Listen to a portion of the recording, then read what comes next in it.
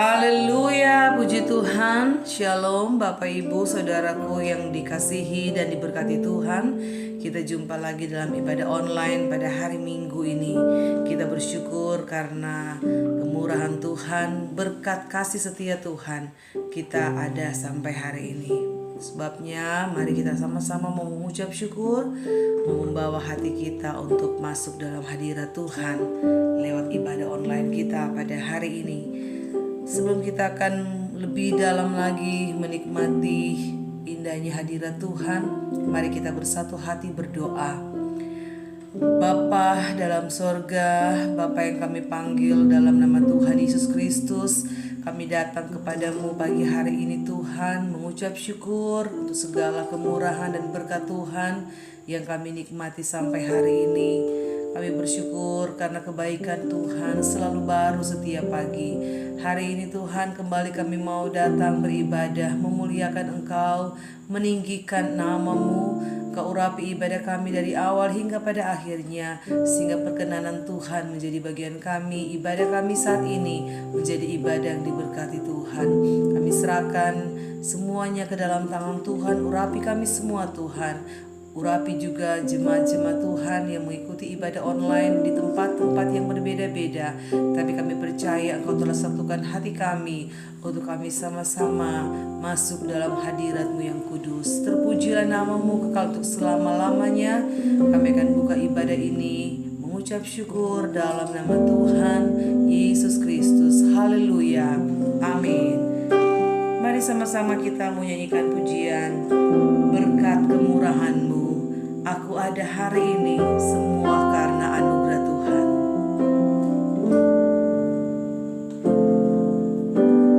Kau hiasi kehidupanku dengan kemurahan-Mu.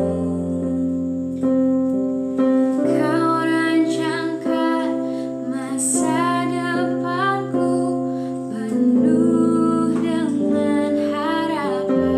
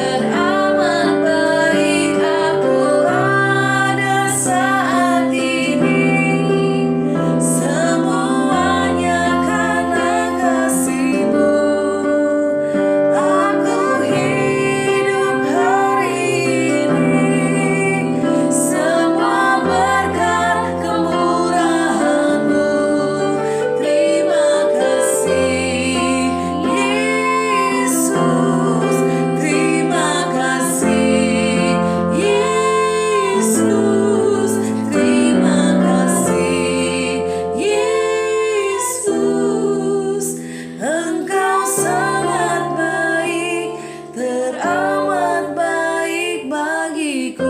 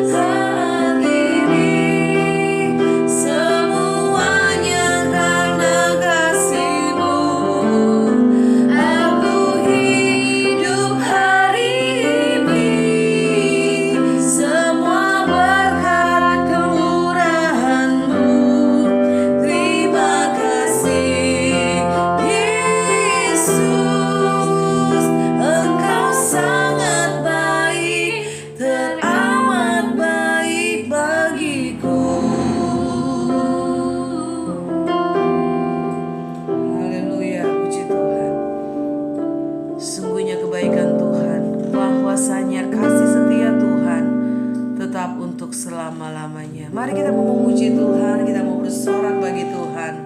Katakan, di hadapan kemegahan-Mu ya Bapa, ku datang untuk menaikkan syukur kami.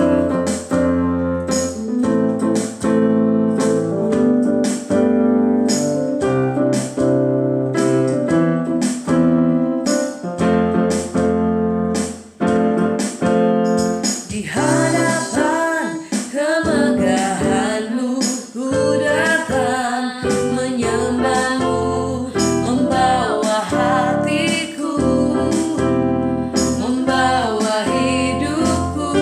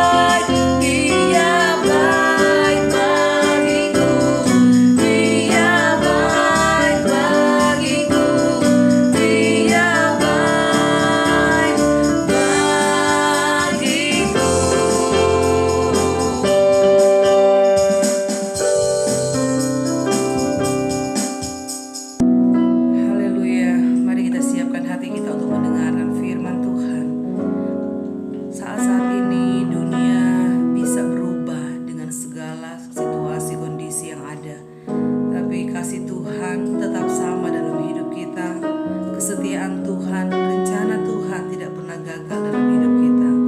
Mungkin seringkali kesetiaan kita juga berubah, kasih kita kepada Tuhan juga berubah. Tapi percayalah, kasih Tuhan tetap tidak berubah. Dia Tuhan Yesus yang tidak pernah berubah, dulu, sekarang, sampai selama-lamanya. Penyertaan Tuhan sempurna dalam hidup kita, dan jadikan Tuhan Yesus sebagai satu-satunya pengharapan kita. Haleluya, puji Tuhan.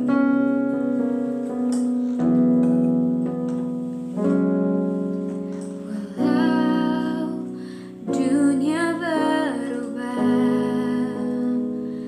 namun kasih-Mu Tuhan tetap sama di hidupku.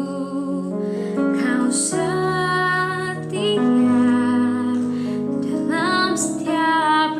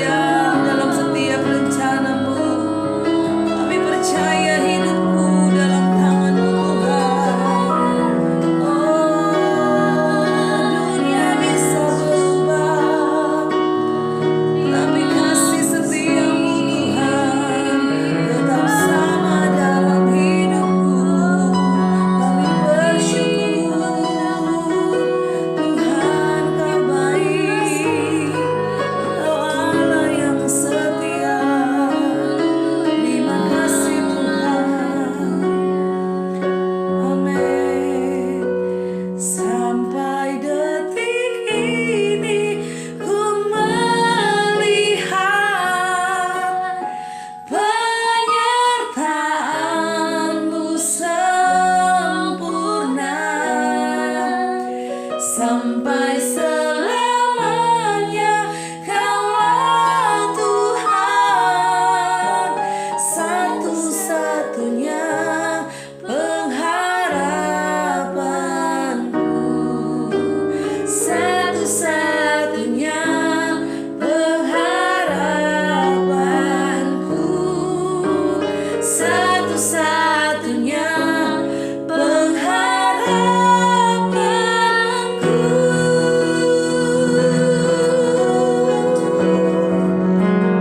Amin. Benar Tuhan, Engkau satu-satunya pengharapan kami.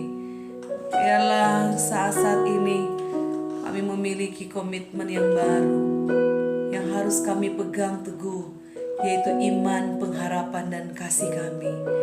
Dan itu tidak akan pernah Tuhan kami tinggalkan, karena kami percaya kami punya Allah Bapa yang setia, yang selalu ada dalam setiap kehidupan kami, dalam setiap musim hidup kami. Engkau selalu ada, menyertai kami, memberkati kami, melindungi kami. Karena kami percaya Tuhan, penyertaan-Mu sempurna dalam hidup kami. Kami percayakan semua setiap kehidupan kami ke dalam tangan Tuhan. Kami percayakan seluruh kehidupan kami ke dalam tangan Tuhan. Karena kami percaya rencana Tuhan tidak pernah gagal dalam kehidupan kami. Rencana-Mu adalah rencana yang baik dan terindah Tuhan. Terima kasih Bapa di sorga, saat ini kami yakin Engkau telah duduk di atas puji-pujian umat-umat-Mu, dan tibalah saatnya Engkau memberkati kami dengan kebenaran firman-Mu Tuhan. Kami siapkan tanah hati kami yang terbaik. Biarlah benih-benih firman-Mu tertanam dalam setiap tanah hati yang baik.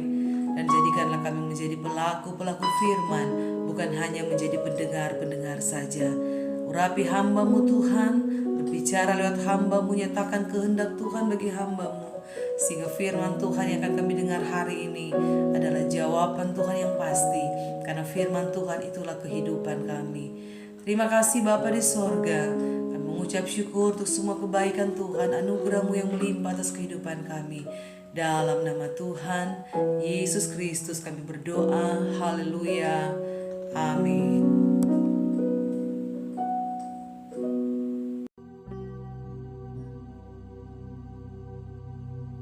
Shalom Bapak Ibu Saudara yang dikasihi Tuhan Yesus Kristus. Selamat hari Minggu, selamat kita berjumpa kembali dalam ibadah online. Pada saat ini kita bersyukur karena Tuhan baik buat kita.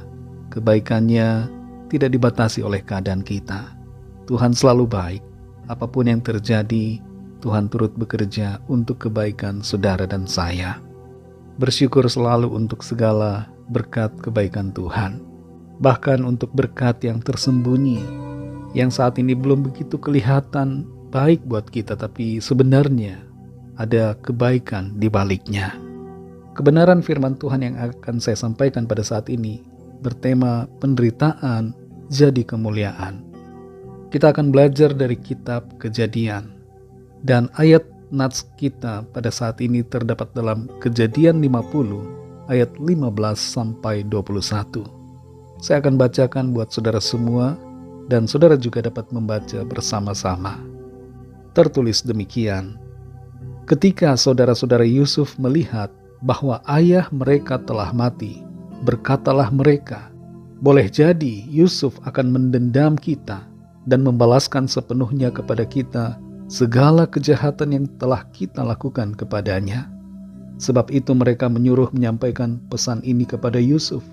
Sebelum ayahmu mati, ia telah berpesan, beginilah harus kamu katakan kepada Yusuf, ampunilah kiranya kesalahan saudara-saudaramu dan dosa mereka, sebab mereka telah berbuat jahat kepadamu.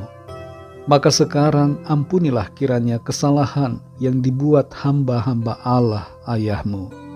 Lalu menangislah Yusuf ketika orang berkata demikian kepadanya.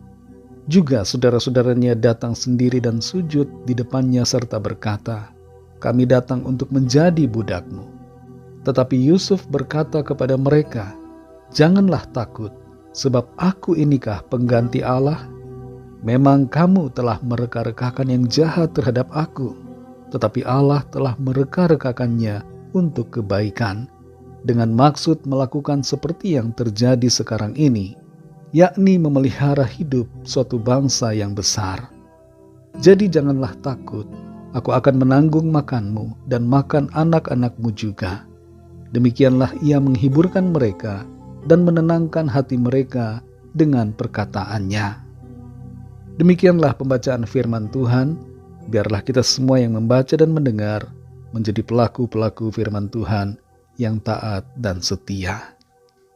Saudara yang dikasihi Tuhan, ada pertanyaan buat saudara, pertanyaan buat kita semua. Apakah saudara mau jadi pemimpin? Kalau mau jadi pemimpin, harus siap diproses seperti Yusuf. Apakah saudara mau hidupmu diangkat, dimuliakan Tuhan, dipromosikan oleh Tuhan? Kalau mau, harus rela menjalani proses seperti yang Yusuf alami. Apakah saudara mau visi atau janji Tuhan tergenapi dalam hidup saudara?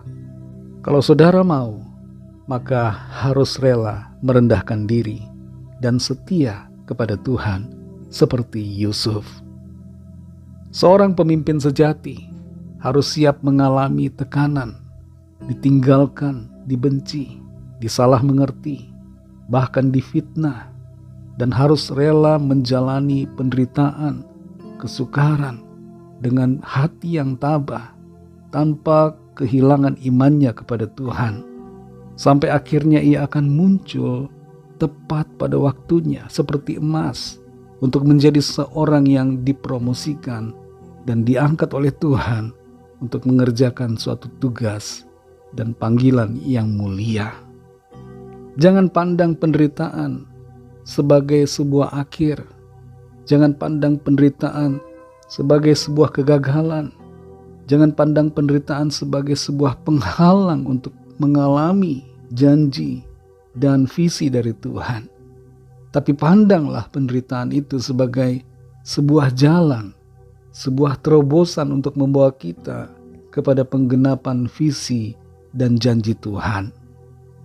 Penderitaan jangan disesali, tapi disyukuri meskipun berat. Penderitaan jangan dihindari, tapi dihadapi.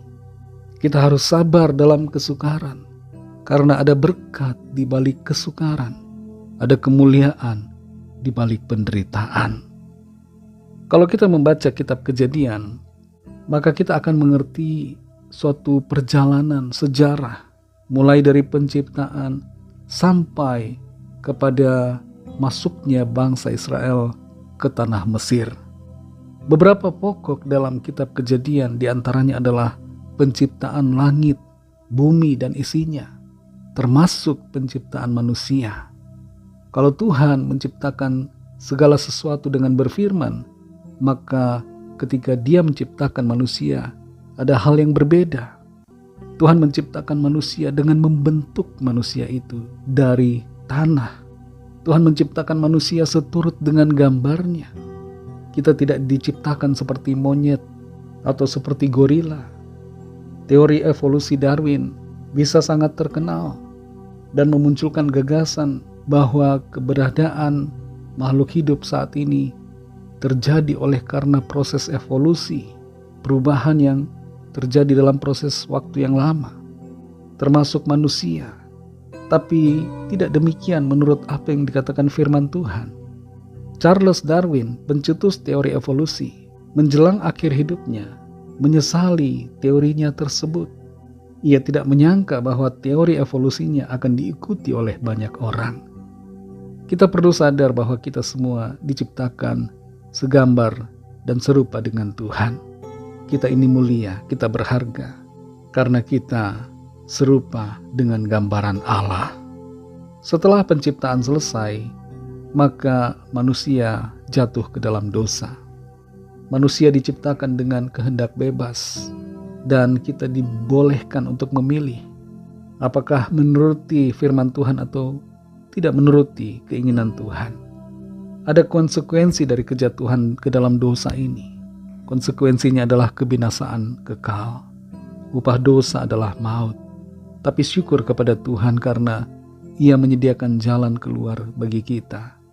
Dia telah menjadi korban untuk menebus segala dosa kita, yaitu ketika Ia mati di atas kayu salib.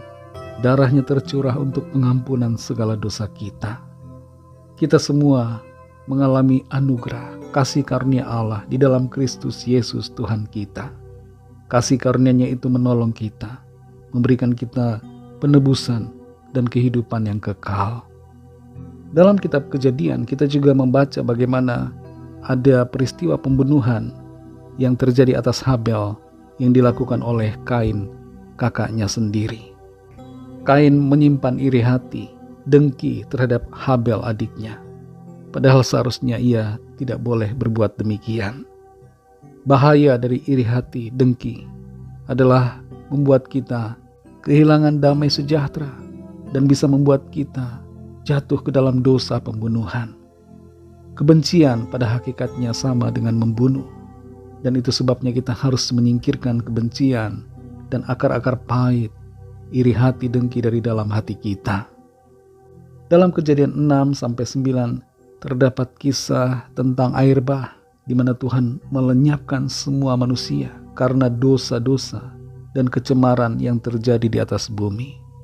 Tuhan menciptakan kita manusia bukan supaya kita hidup dalam dosa, kenajisan dan kecemaran, tapi supaya kita hidup dalam kekudusan dan kebenaran yang dikehendaki Tuhan. Nuh bersama keluarganya menjadi orang-orang yang diselamatkan, mendapat kasih karunia di hadapan Allah karena mereka hidup dalam ketaatan. Hal yang lain dari kitab Kejadian adalah dibangunnya Menara Babel yang dimotivasi oleh kesombongan manusia. Manusia ingin menyamai Allah, karena itu mereka membangun menara yang tinggi. Tapi motivasi ini tidak benar, dan di situ Allah mengacaukan bahasa manusia, sehingga manusia berpencar. Manusia terserak ke berbagai wilayah di bumi. Di bagian selanjutnya dari kitab Kejadian, kita dapat membaca panggilan Tuhan atas Abraham dan janji Tuhan bagi Abraham. Janji Tuhan ini berlaku bukan hanya untuk Abraham saja, tapi untuk Ishak, Yakub atau Israel dan keturunannya. Panggilan Abraham adalah panggilan untuk keluar dari dosa, panggilan untuk mengenal Allah, dan untuk berjalan dalam janji-janji Tuhan. Saudara dan saya, kita semua yang percaya kepada Tuhan Yesus, kita adalah orang-orang yang terpanggil. Dan respon kita haruslah respon yang tepat, yaitu meresponi panggilan Allah dengan hidup dalam kasih karunia-Nya yang sudah Ia sediakan di dalam Tuhan Yesus Kristus, serta kita menghidupi firman-Nya dalam hidup kita. Kita semua adalah pewaris dari janji-janji Allah. Kita semua mewarisi berkat yang dijanjikan Allah kepada Abraham. Kembali kepada nats Alkitab hari ini. Dalam Kejadian 50 ayat 15-21, konteks dari ayat ini adalah pada saat itu Yakub meninggal. Yakub seringkali juga disebut dengan Israel. Nama Israel diberikan Allah sendiri kepada Yakub ketika Yakub bergumul dengan Allah. Ketika Yakub sudah meninggal di tanah Mesir, saudara-saudara Yusuf menjadi khawatir kalau Yusuf mendendam dan melakukan hal yang jahat terhadap mereka karena mereka dulu pernah menjual Yusuf. Mereka menghadap Yusuf dan memohon belas kasihan. Tapi di sini kita baca bahwa Yusuf menyatakan sikapnya yang baik kepada mereka, bahwa mereka akan dipelihara. Dan Yusuf juga mengungkapkan tentang campur tangan Tuhan dalam hidupnya. Bagaimana Allah turut bekerja dalam segala hal untuk membawa kebaikan. Kita perhatikan khusus ayat yang ke-20 dari Kejadian 50 ini. Di situ tertulis, memang kamu telah mereka-rekakan yang jahat terhadap aku, tetapi Allah telah mereka-rekakannya untuk kebaikan, dengan maksud melakukan seperti yang terjadi sekarang ini, yakni memelihara hidup suatu bangsa yang besar.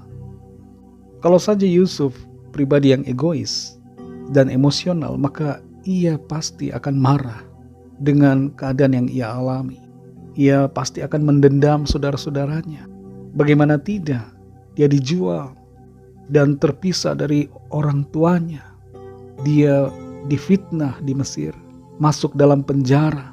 Dan keadaan itu tidak terjadi hanya 1-2 hari, tidak terjadi dalam beberapa bulan, tapi dalam waktu sekitar 13 tahun. Yusuf mengalami penderitaan, kesukaran dalam jangka waktu yang lama. Namun di sini saudara, Yusuf mengatakan satu hal yang menjelaskan apa yang ada dalam isi hatinya. Dia menyadari bahwa sekalipun saudara-saudaranya merancangkan yang jahat, tapi Tuhan memakai hal itu untuk membawa kepada suatu keadaan yang baik, di mana Yusuf menjadi seorang pemimpin di Mesir, dan ia dapat memakai posisinya dan kekuasaannya untuk menjaga dan memelihara saudara-saudaranya, yaitu bangsa Israel.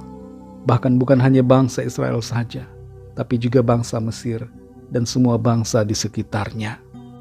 Yusuf tidak membalas kejahatan dengan kejahatan, tapi dia membalas kejahatan dengan kebaikan karena dia sadar bahwa Tuhan mengadakan intervensi dalam hidupnya dan membawanya kepada jalan-jalan di mana ia mengalami penggenapan janji dan visi Tuhan dalam hidupnya. Melalui ayat ini saudara, kita belajar 3 hal. Yang pertama saudara, hadapilah setiap keadaan dengan hati yang tabah. Ketika kita mengalami situasi yang tidak sesuai dengan harapan kita, keadaan yang tidak seperti ekspektasi kita, jangan kita serta-merta menjadi marah, kecewa kepada Tuhan, meninggalkan Tuhan. Jangan saudara, jalani semuanya dengan hati yang tabah.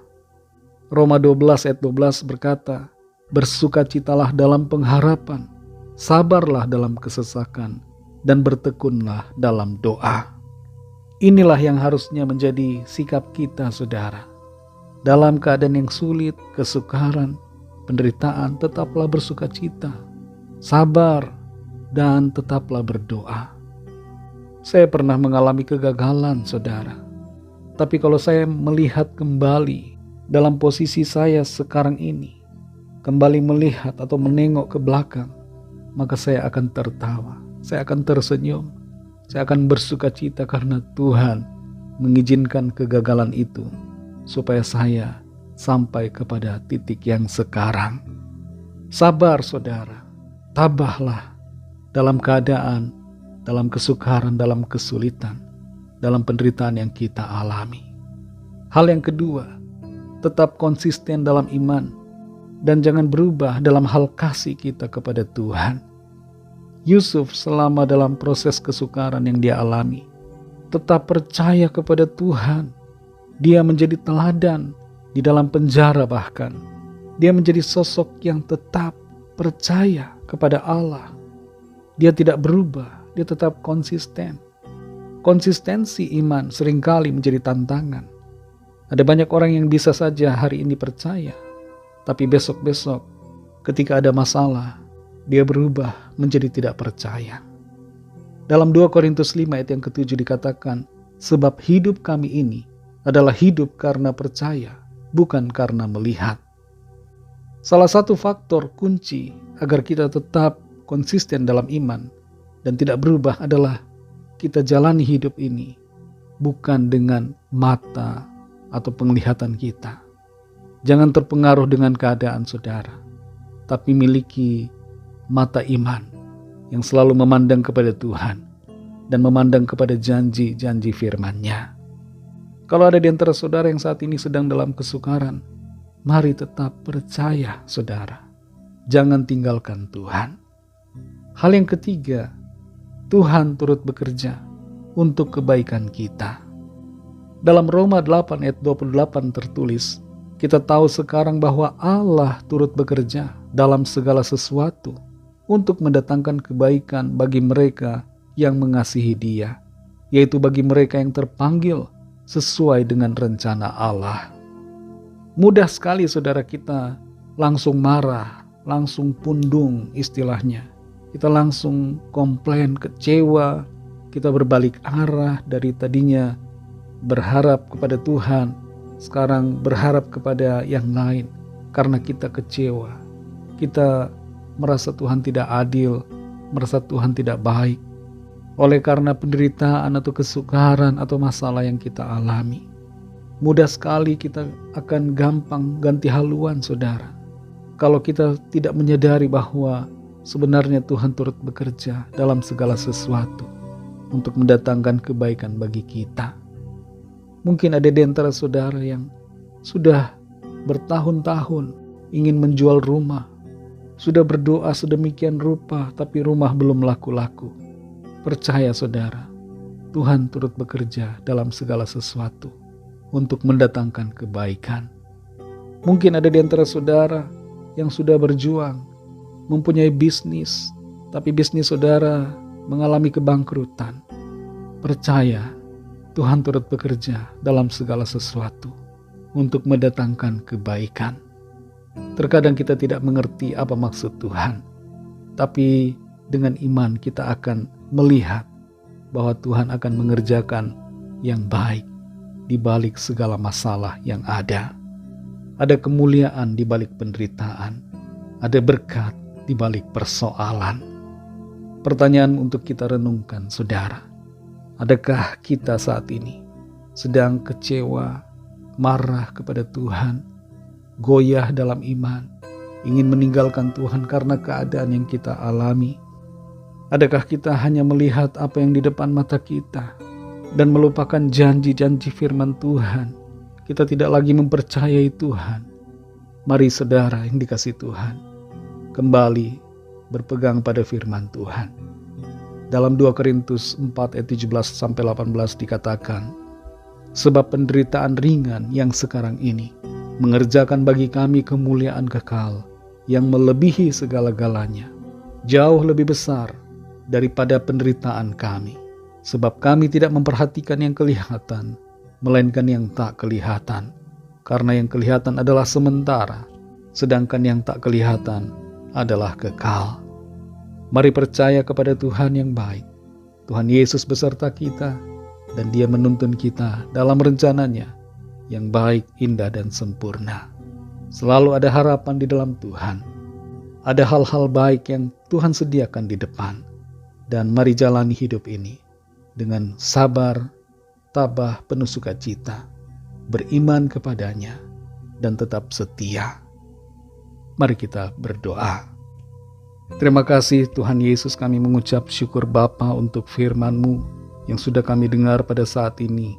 Kami belajar bagaimana kami seharusnya sungguh-sungguh sabar dalam segala keadaan, persoalan, masalah, kesulitan. Tidak menjadi kecewa kepada Tuhan, tidak marah, tidak bersungut-sungut, tapi menjalani segala situasi yang Tuhan izinkan terjadi dengan hati yang rela, sabar, tabah, tetap bersukacita dalam pengharapan, dan bertekun dalam doa, tetap konsisten dalam iman kami kepadamu, tetap mengasihi-Mu Tuhan Yesus, dan tidak mengarahkan hati kami kepada dunia ini, ataupun pandangan kami kepada situasi, namun mengarahkan mata iman kami kepadamu Tuhan Yesus. Kami percaya Tuhan, Engkau turut bekerja dalam segala sesuatu untuk mendatangkan kebaikan bagi kami. Terima kasih Tuhan untuk firman-Mu. Meteraikan setiap kebenaran firman-Mu dalam hati kami, untuk kami menghidupinya setiap hari. Saat ini kami berdoa mohon pimpinan Tuhan dalam segala aktivitas kami, hari lepas hari, sepanjang pekan ini yang akan kami lalui. Tolong kami, kuatkan kami, jadikan kami pemenang-pemenang dan pribadi yang selalu memuliakan Tuhan, selalu bersyukur, selalu kuat dalam segala keadaan. Kami berdoa mohon lawatan Tuhan atas setiap kami, yang sakit disembuhkan, yang lemah dikuatkan, yang susah dihiburkan, yang putus asa dibangkitkan kembali semangatnya untuk menjalani hidup dalam iman, yang sedang terikat terbelenggu dosa dan kuasa kegelapan, dilepaskan dan diberikan kemenangan dalam nama Tuhan Yesus. Dan yang sedang dalam pergumulan persoalan, Tuhan berikan jalan keluar yang ajaib, mujizat yang heran Tuhan nyatakan. Berikan juga kekuatan, kesabaran dan iman, bertambah-tambah terus kasih kami kepada Tuhan. Terima kasih Bapa. Berkatilah bangsa kami Indonesia dan juga semua bangsa di dunia ini. Berikanlah keamanan, kedamaian, dan kesejahteraan. curahkanlah berkat-Mu atas bangsa kami dan atas semua orang dari segala bangsa. Juga lawatlah ya Tuhan setiap hati untuk percaya kepadamu dan menerima anugerah keselamatan. Kami serahkan semua ke dalam tangan kasih-Mu. Hanya dalam nama-Mu yang kudus, nama Tuhan Yesus Kristus, kami sudah berdoa dan mengucap syukur. Haleluya. Mari sama-sama kita berdoa doa Bapa kami. Bapa kami yang di sorga, dikuduskanlah nama-Mu, datanglah kerajaan-Mu, jadilah kehendak-Mu di bumi seperti di sorga. Berikanlah kami pada hari ini makanan kami yang secukupnya, dan ampunilah kami akan kesalahan kami, seperti kami juga mengampuni orang yang bersalah kepada kami. Dan janganlah membawa kami ke dalam pencobaan, tetapi lepaskanlah kami daripada yang jahat. Karena Engkaulah yang mempunyai kerajaan, dan kuasa dan kemuliaan, sampai selama-lamanya. Amin. Terimalah berkat Tuhan. Tuhan memberkati engkau dan melindungi engkau. Tuhan menyinari engkau dengan wajah-Nya dan memberikan kasih karunia. Tuhan menghadapkan wajah-Nya kepadamu dan memberikan damai sejahtera. Berkat anugerah dari Bapa Surgawi, kasih karunia dari Tuhan Yesus Kristus, dalam persekutuan dengan Roh Kudus, menyertai kita semua sekarang ini dan sampai Maranatha Tuhan Yesus datang kembali, dan bahkan sampai selama-lamanya. Dalam berkat nama Tuhan Yesus Kristus, haleluya, amin. Puji Tuhan, saudara yang dikasihi Tuhan, ibadah kita secara online sudah selesai, tapi ibadah kita secara pribadi kepada Tuhan terus berlanjut karena ibadah yang sejati adalah hidup kita yang dipersembahkan kepada Tuhan. Tuhan Yesus memberkati saudara semua. Sampai jumpa dalam ibadah yang selanjutnya. Haleluya.